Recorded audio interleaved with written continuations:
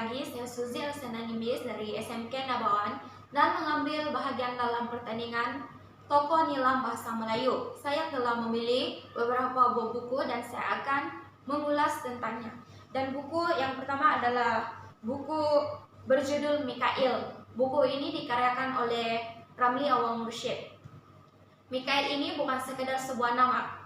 Dia hidup di perantauan 16 tahun menjadi pelarian, dan dia muncul semula untuk membunuh mangsa-mangsanya disebabkan dendam. Dia juga mengidap sejenis penyakit paranormal, yaitu apabila matanya terkena cahaya, tercahaya terang, maka dirinya akan terlontar ke satu dimensi yang tidak diketahui dan kadangkala terperangkap antara dua dimensi, yaitu alam fantasi dan alam reality. Dan uang dan kuasa dijadikan simbol kejahatan. Sesiapa yang tidak memberi kerjasama maka mereka akan membunuhnya.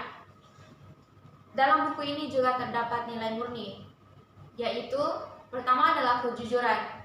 Mikail jujur memberi maklumat kepada pihak polis walaupun tahu dirinya juga turut terancam pada masa itu, dan kedua adalah bersikap rasional, yaitu sebelum memulakan perancangan, terlebih dahulu Mikail akan memikir secara terperinci sebelum melakukan sesuatu. Dan motivasi dalam buku Mikail ini adalah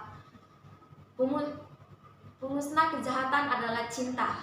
Cinta Raihana telah mengubah hidup Mikail beralih ke arah jalan yang benar, dan keburukan dalam buku ini adalah kebaikan adalah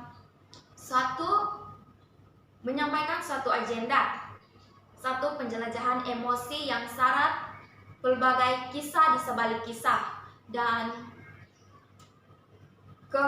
tentang penculikan, pembunuhan, kerakusan manusia yang akan tamakkan harta, dan menyingkap pelbagaian isu yang melanda dunia. Dan keburukan dalam buku ini adalah mempunyai persoalan, yaitu dalam muka surat 22 frase 5, di situ tidak dinyatakan habuan yang diterima oleh Saiful dalam mempersetujui menjadi corporate hitman sekadar jumlah uang bernilai 100.000. Persoalannya adalah apakah habuan itu dalam bentuk USD ataupun ringgit Malaysia. Pengajaran dalam buku Mikail ini adalah agama adalah asas bagi manusia.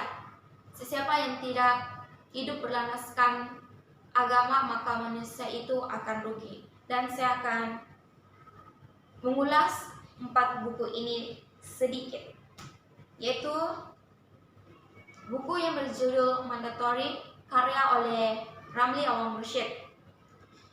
Buku Mandatory ini adalah bermula dengan hukuman di tali gantung yang dikenakan ke atas seorang pemandu Carlos menyimpan dendam menuntut keadilan. Seorang demi seorang yang menzalimi akan terpaku di muka keadilan, dan sudah tidak perlu lagi pendakwa peguam bela, karena pendakwaan berarti kesalahan telah terbukti dan hukuman yang pasti adalah hukuman mati mandatori. Dan buku seterusnya adalah bertajuk Ranggau. Ranggau ini juga karya Ramli Awang Mursyid.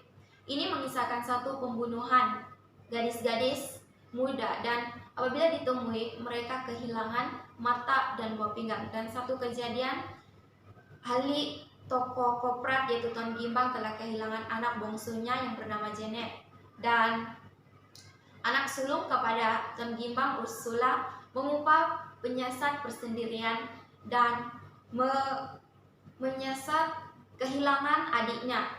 Ternyata adiknya juga turut korban dalam pembunuhan bersiri itu. Dan ditemuilah mayat adiknya itu, Janet, di rumah kekasih Ursula, yaitu Dr. Zahid. Dan seterusnya saya mengulas tentang buku 9 Nyawa. 9 nyawa ini diwatakan oleh Intan Suryani dan Hakim. Intan Suryani ini dipercayai oleh ibunya mempunyai 9 nyawa karena disebabkan satu mimpi dan beberapa kejadian ibunya telah mengaitkannya dan mempercayai bahwa ia mempunyai 9 nyawa. Dan Hakim adalah si buta lagi yatim piatu, hatinya sungguh luhur, mata hatinya lebih celik, keikhlasannya sungguh membuat sesiapa saja yang melihatnya pasti akan terharu. Dan Hakim ini bisa mendengar mereka yang berada di sempadan antara hidup dan mati.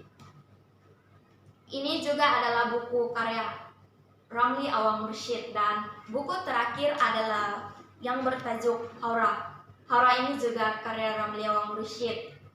Haura ini si bidadari yang patah sayapnya diambil oleh seorang yaitu yang bernama Adam.